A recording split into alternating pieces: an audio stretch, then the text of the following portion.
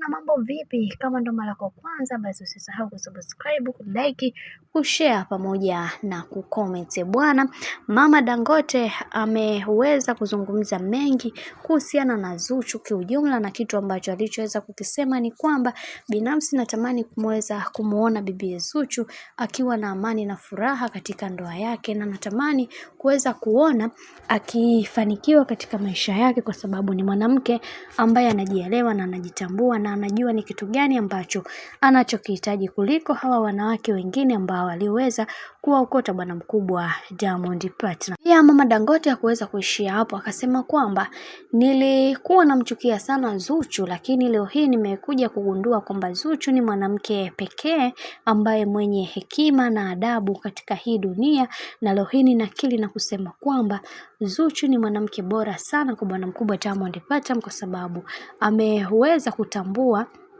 ni namna gani ambavyo anatakiwa kuweza kuishi na watu na walimwengu ambao wamekuwa wakimzunguruka mara zote, na anatakiwa kuweza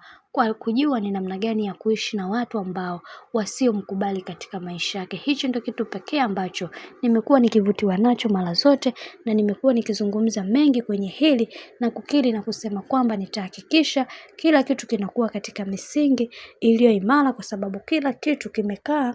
ambapo panako stahili, na wengi wao wakasema kwa hiki kinachoendelea sasa, wacha tuone mwisho wake itakuwaje, kwa sababu tunaona kuna namna fulani hivi mambo bado hayajaweza kukaa sawa. Ila kwa upande wa Mama Dangote amekiri na kuweza kuomba radhi katika kila hatua ya maisha ambayo aliyopitia, na ameweza kumkosea Zuchu kwa namna tofauti ile, hivyo anaomba aweze kusamehewa, kwani yeye ni binadamu pia, hajakamilika, anahitaji kuweza kupata msamaha kutoka kwa